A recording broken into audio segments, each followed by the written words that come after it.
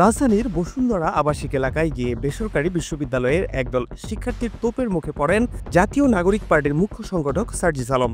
এর একটি ভিডিও সামাজিক যোগাযোগ মাধ্যম ফেসবুকে ভাইরাল হয়েছে ইতিমধ্যে। ভিডিওটি পোস্ট করে কেউ দাবি করেছেন সাধারণ শিক্ষার্থীরা সার্জিস আলমকে বসুন্ধরা আবাসিক এলাকায় অবাঞ্ছিত ঘোষণা করেছেন।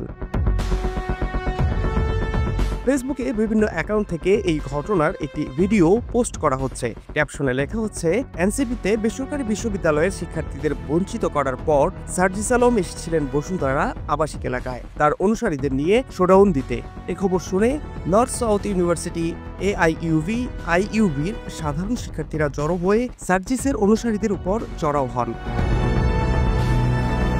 এক পর্যায়ে সার্জিসের সঙ্গে থাকা শিক্ষার্থীরা এগিয়ে গেলে দুই পক্ষে উত্তপ্ত বাক্য বিনিময় হয়। এ সময় উভয় পক্ষের মধ্যে ধাক্কাধাক্কির ঘটনাও ঘটে। এক পর্যায়ে সার্জিস গাড়িতে উঠে সেখান থেকে চলে যান। এরপর আবার দুই পক্ষে হাতাহাতির ঘটনা ঘটে।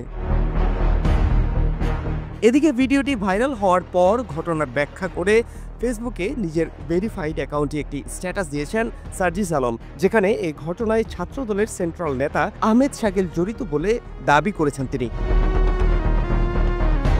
জাতীয় নাগরিক পার্টির এই নেতা স্ট্যাটাসে লিখেছেন, 16 বছর ধরে ছাত্রদল টোকাই লীগের দ্বারা নির্যাতিত হওয়ার পর আজকে যদি ছাত্রদলের কেউ একইভাবে টোকাই লীগের সন্ত্রাসীদের মতো আচরণ করে, তাহলে তারও পরিণতি টোকাই লীগের মতো হতে খুব বেশি দিন লাগবে না। শিক্ষা নেন, সময় থাকতে নিকট অতীত থেকে শিক্ষা নেন।